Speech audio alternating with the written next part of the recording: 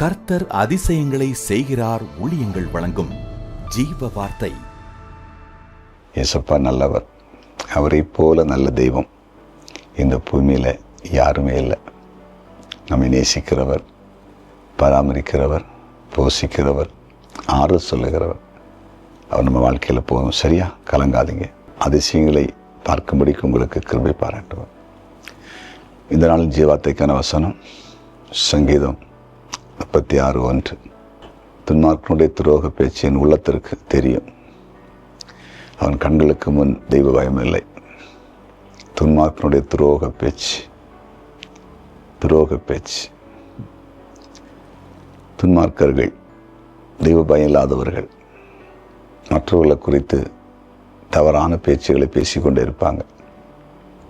சிலர் நீங்கள் பார்த்தீங்கன்னா தங்களுடைய பேச்சிலே மற்றவங்களை கொல்லுவாங்க, வேற எதுவும் செய்ய மாட்டாங்க. ஒரு அடி அடித்தால் கூட அது போயிட மறந்துடும். பேச்சினால் வார்த்தைனால சிலர் ரொம்ப கஷ்டப்படுத்துவாங்க. சில வீடுகளில் கூட அப்படிப்பட்ட சூழ்நிலையை பார்க்க முடியும். ஏதோ வாயில் வந்த மாதிரி பேசி சிலரை அப்படியே கஷ்டப்படுத்தி மன உளைச்சலுக்கு ஆளாக்குவாங்க.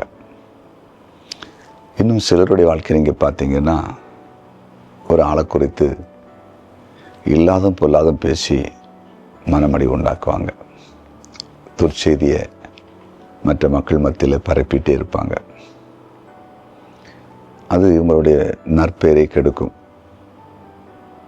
நல்லவர்களை இவர்களை விட்டு பிரிக்கும். இந்த மாதிரி துரோக பேச்சு பேசுகிற அநேகர் உண்டு. இவங்க இதை தப்புமே பண்ணியிருக்க மாட்டாங்க, பண்ண மாதிரி பேசுவாங்க.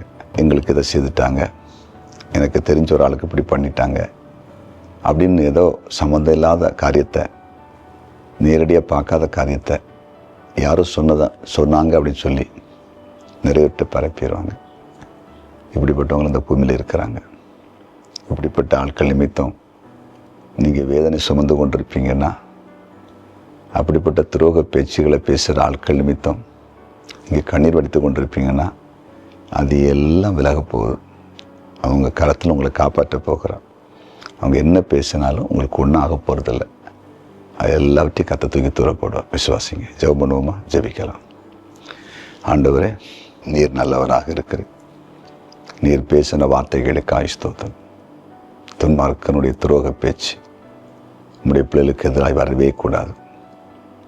இவர்களுக்கு எதிராக குடும்பத்திலேயோ வெளியிலேயோ எந்த இடத்துலனாலும் எல்லாம் எதிர்த்து சில காலத்து நேரடியாக பேசி மனமடி உண்டாக்காங்களோ அந்த கிரியை விலகி போகட்டும்.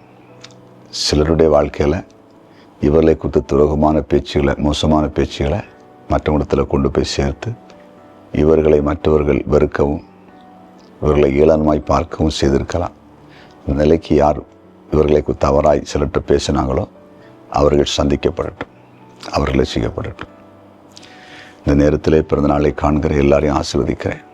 ஆண்டவர் கூட இருங்க. திருமண நாளை காண்கிற எல்லா குடும்பத்தையும் வாழ்த்தி ஆசீர்வதிக்கிறேன். ஆசீர்வாதமாக இருக்கட்டும்.